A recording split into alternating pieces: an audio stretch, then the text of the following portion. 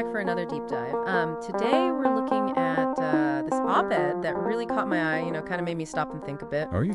It's called Political Activism and Emotional Labilities, the case of Amhara struggle for survival in Ethiopia and its diaspora. Wow, okay. Yeah, and it was published on Eurasia Review. Okay. So I don't know if you're familiar with the Eurasia Review. I've heard of it, yeah. Yeah, it's a pretty interesting publication, and this op-ed, the author is Girma Berhanu, and he's a professor at the University of Gothenburg. I see, okay. And this is what I thought was really fascinating about this, is it's not like a typical like dry academic article. Right, right. It's really a personal reflection on what's going on, what he sees as the emotional dynamics inside the Amhara political movement. Interesting. Yeah, and so it's really kind of sparked a lot of discussion, and I think it's a really timely piece. So, what are your initial thoughts? Yeah, no, I mean, I think the fact that it is a personal reflection that immediately kind of draws you in because you're getting that firsthand perspective. Yeah. Yeah, absolutely. And you can really sense the urgency and concern, in his voice, especially when he talks about, some of the challenges the movement is facing. That's always interesting, right? To see that sort of interplay between the personal experience and then how that kind of translates into maybe bigger issues or, systemic problems even. Yeah, for sure. And he definitely, he's not shy about pointing out some of the things that he sees as real obstacles, real problems that are hindering movement's effectiveness. Okay. And one of the core issues that he keeps going back to is this concept of emotional lability, which I thought was really interesting. So can you maybe break that down for us a little bit? Like, what exactly does that mean, and how does it play out in this context? Yeah, so emotional lability is basically when you have really rapid shifts in mood. Like it's kind of like an emotional roller coaster, right? So you can imagine in the context of political activism where passions are already running so Oh, high, yeah, for sure. that can create some really intense and sometimes volatile situations. Yeah, and I think even just in everyday life, when we're super passionate about something, it's easy to get caught up in those emotions and let them, maybe cloud your judgment or affect your actions. Absolutely. Have you ever, like been in a situation where you felt so strongly about something that it was hard to like step back and see things clearly? Oh, definitely. Yeah, I think we've all been there. Yeah. And what's interesting is the author, he points out that emotional lability, it's not necessarily a sign of like a mental health issue or anything like that. Right. But in this particular case, he's observing a pattern of behavior, particularly within the Anhara movement, that he finds really concerning. Yeah, and it gets even more, I guess, intense when he starts talking about the role of social media. Oh, right, yeah. And he uses some really strong language. He even goes as far as to call social media platforms a cesspit in this context. So I'm curious, what are your thoughts on that? Like, do you think he's being too harsh, or is there something to that? Well, I mean, cesspit's a pretty strong word, but I think it speaks to the intensity of the emotions that he's witnessing online, right? Yeah, yeah. And, social media, it kind of encourages those quick reactions, the impulsive sharing, the kind of, shoot first, ask questions later mentality. And so I can see how that would exacerbate, this emotional lability. Oh, absolutely. And then you add in, the fact that he's pointing to specific examples of like online aggression, shocking statements, sometimes outright abuse being hurled around within this Amhara political discourse. Yeah, and then that makes me wonder, if that's the environment, how can any kind of meaningful dialogue or progress even happen? Right, right. It seems like it would just breed more conflict and division. Exactly. And that's one of the author's major concerns is that this toxic online environment is actually hindering the movement's effectiveness. Right, right. So it's like he's walking this tightrope, right, where he's acknowledging the passion and the commitment, but also saying, hey, this is getting out of hand and it's actually hurting the cause. Yeah, it's a really difficult balance to strike, right? Because you don't want to stifle people's enthusiasm or their willingness to speak out. But at the same time, you need to create a space where where dialogue can happen, where progress can be made. Exactly. And then he adds another layer to this, which I thought was really fascinating, where he starts talking about the influence of culture. Right, yeah. And he uses this really interesting analogy about stereotypes about Japanese people. Okay, yeah, that is interesting. And how even seemingly harmless stereotypes can contain like a kernel of truth, but they're still, overly simplistic and potentially misleading. So I'm curious, like, what did you think he's trying to get at with that? Well, I think he's very cautiously kind of like dipping his toe into the idea that maybe certain cultural factors are at play here. within the Amhara community, but he's very careful not to make broad generalizations. Yeah, yeah, he's definitely treading lightly there. Right. And I think it's a good reminder for all of us that, you know, even when we're talking about our own cultures, we have to be careful about the assumptions we make. We all have biases. We all, tend to generalize sometimes. And this deep dive is really making me think about, my own biases and assumptions and how they might be shaping my understanding of this situation. Absolutely, yeah. It's like a call to self-reflection, you know? Yeah, for sure. He doesn't just stop at those general observations, though. He actually gets into some very specific and pretty concerning patterns of behavior that he's witnessed firsthand. Okay, and what are some of the specific things he calls out are like elitism within the movement, Oh, okay. this sense of superiority and exclusion. Yeah, I see. So, like, some people feeling like they're more important or more knowledgeable or something. Exactly. And that can lead to certain voices being silenced, dissenting opinions not being heard. He also uses the term moral indecency. Oh, wow. That's pretty strong. It is. And he's talking about actions that just violate basic ethical standards, things like lying, deception, even discriminatory behavior based on people's region. Oh, wow. So like judging people based on where they're from rather than, the content of their character or their ideas. Yeah, yeah. And then he even brings up this phrase goatee mentality, which I have to admit I had to look up. Goatee, what's that? It refers to the TV show Game of Thrones. Oh, okay, okay. And, that whole kind of like you win or you die kind of All thing. right, yeah, yeah. So he's suggesting that there's this similar ruthlessness, this lack of empathy within the movement.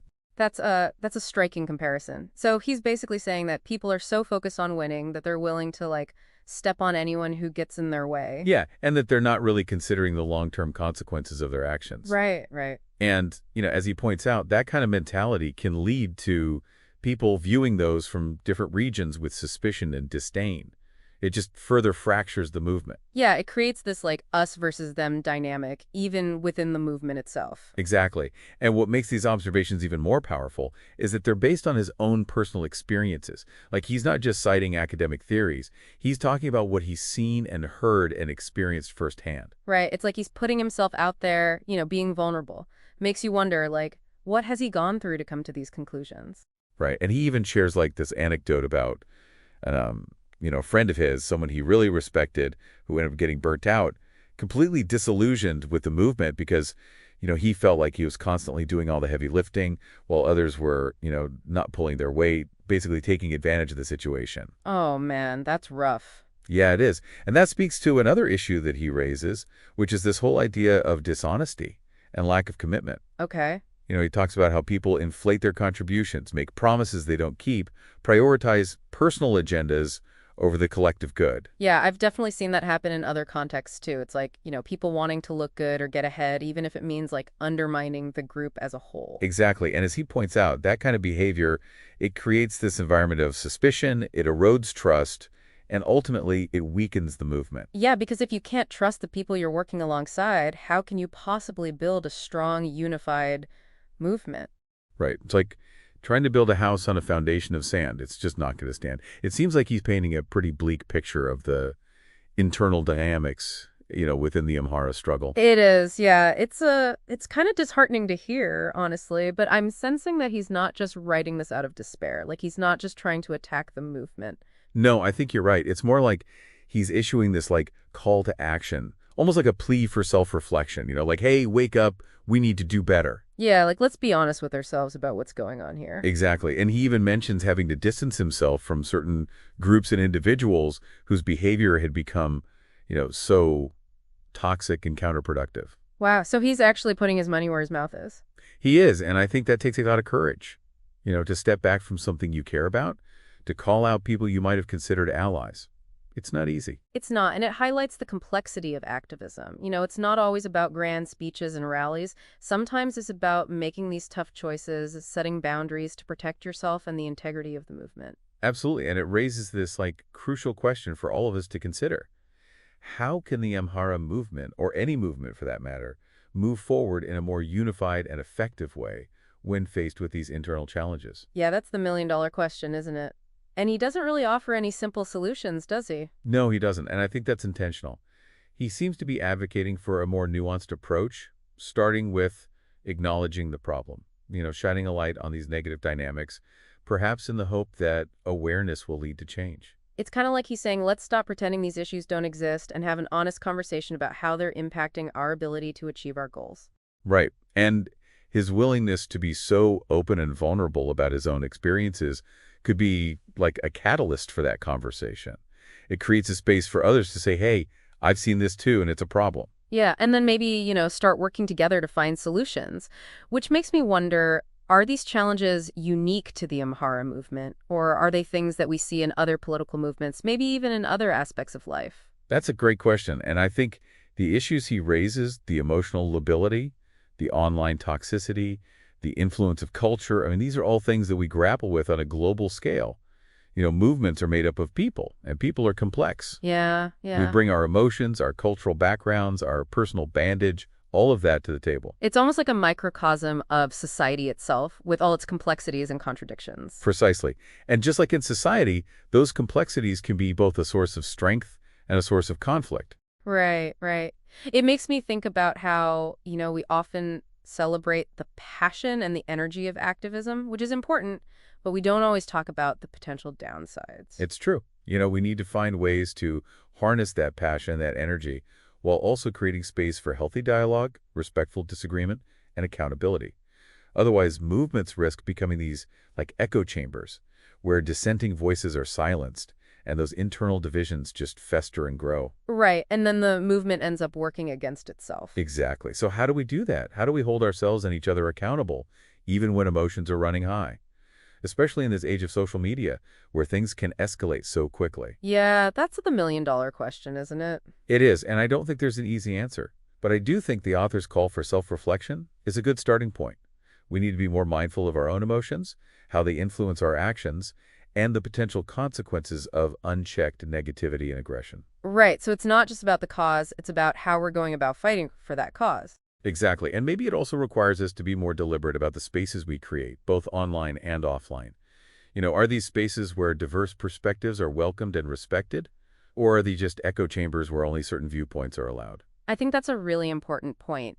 Creating spaces for constructive dialogue where we can challenge each other's assumptions without resorting to personal attacks or shut down opposing views. That's essential for any movement that wants to be truly effective and sustainable. I completely agree. And it's not just about like the leaders or the most vocal members. It's about each individual taking responsibility for their own behavior and contributing to a culture of respect and accountability. Absolutely. Because ultimately, the success of any movement depends on that collective effort, the ability to work together even when we disagree. I think that's a really good point to emphasize. It's about finding that common ground, that shared purpose, and working together to achieve it. And sometimes that means having those difficult conversations, but doing it in a way that's respectful and productive. This deep dive is really making me think about the dynamics of activism in a whole new light. It's not just about fighting for a cause, it's about building a movement that can actually achieve its goals. And that requires a lot more than just passion. I agree. It requires self-awareness, empathy, a willingness to listen to opposing viewpoints, and that commitment to building trust and working together constructively. And those are qualities that can benefit us, not just in activism, but in all aspects of life, wouldn't you say? Absolutely. Whether we're talking about politics for social justice or even just our personal relationships, being able to communicate effectively, to understand different perspectives, to build bridges instead of walls, those are skills that are essential for a healthy and fulfilling life. It's like this deep dive is giving us these tools that we can use, not just in activism, but really in any area of life where we're trying to work with other people, to make change, to build something together. Yeah, I think that's a great point. It's about those core values, those core skills that can help us navigate those complexities and hopefully come out stronger on the other side. Absolutely. So before we wrap up, I want to circle back to the Amhara struggle specifically. Where does the author kind of leave us in terms of hope for the future? Yeah, it's interesting because, he's very honest about the challenges. Right. I mean, he acknowledges that the Amhara people are facing, very real threats and that these internal divisions that he's been describing, they could really hinder their ability to advocate for their rights, for their safety. Right. So he's not sugarcoating anything. No, not at all. But at the same time, He doesn't end on a note of despair. Okay, good. He poses this really provocative question. He says, how can the Anhara movement overcome these internal challenges and build a more unified and effective approach to achieving its goals? So he's leaving it open-ended. He is, and I think that's important because he's not pretending to have all the answers. Right. He's basically inviting everyone into this conversation, saying, we need to figure this out together. It's a call to action, but without like a prescriptive roadmap, right? It's more like, here's the problem, now let's work together to find solutions. Yeah, and I think that's where the real work begins. It's one thing to identify the problems, but it's another thing entirely to actually come up with solutions and then put them into practice. That's true. Yeah. So what does this all mean for us, the listener? Even if we're not directly involved in the Amhara struggle, are there takeaways here that we can apply to our own lives, to our own communities, to our own efforts to make a difference? Absolutely. I think one of the biggest takeaways is that awareness is key. Recognizing that emotional lability is a real phenomenon. Understanding how it can impact our behavior, learning strategies to kind of manage our emotions, especially in those high-stakes situations.